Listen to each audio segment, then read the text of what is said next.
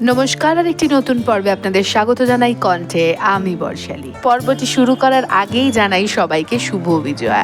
গুরুজনরা আমার প্রণাম নেবেন, সমবয়সীরা নেবেন অনেক শুভেচ্ছা, আর ছোটদের জন্য রইল অফুরন্ত ভালোবাসা।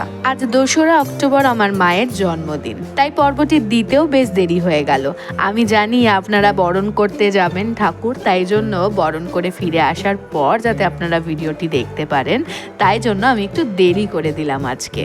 মায়ের জন্মদিনে এই প্রথমবার আমি নিজে মাকে গুছিয়ে খেতে দিয়েছি। এত বছর জন্মদিন মার হলেও মাকে নিজে হাতে সাজিয়ে গুছিয়ে খেতে দেওয়া কখনো হয়নি। আজকে দশমী হওয়ার দরুন আমার বৃহত্তর পরিবারের সদস্যরা অনুপস্থিত।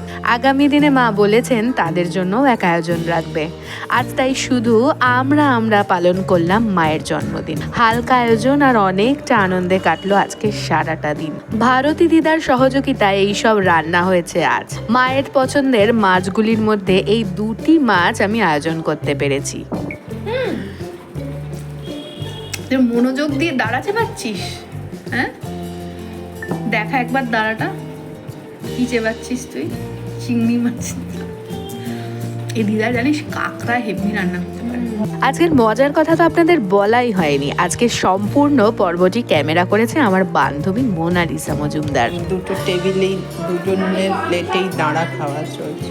আজকের সম্পূর্ণ আয়োজনে আমি আটকে থাকায় সে ক্যামেরা করার দায়িত্বটি নিয়ে নিয়েছিল। সত্যি ভাবিনি এত সুন্দর পারদর্শিতা দেখাবে।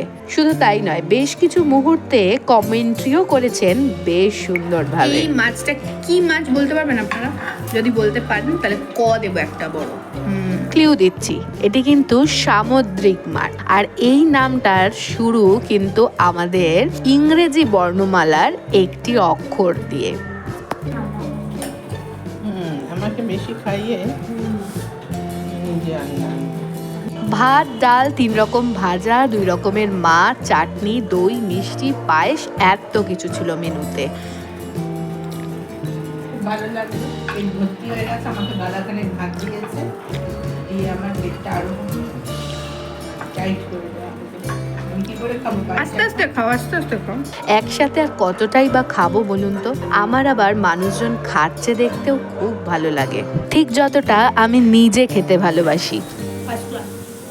আপনিও কি আমার মতো? যদি আমার সাথে আপনার খাওয়া দাওয়ার জীবন মিলে যায় তবে কিন্তু অবশ্যই প্রোফাইলটি ফলো করে রাখবেন। কি জানি সোশ্যাল মিডিয়ার ভিড়ে কাল যদি হারিয়ে যায় তবে কিন্তু খুঁজে পাবেন না। মায়ের জন্মদিনের খাওয়া দাওয়ার পর্ব এখানেই শেষ করছে। আপনি সুস্থ থাকবেন, সচেতন থাকবেন। গপ্প হবে আবার আগামীকাল সন্ধ্যে 6:30টায়।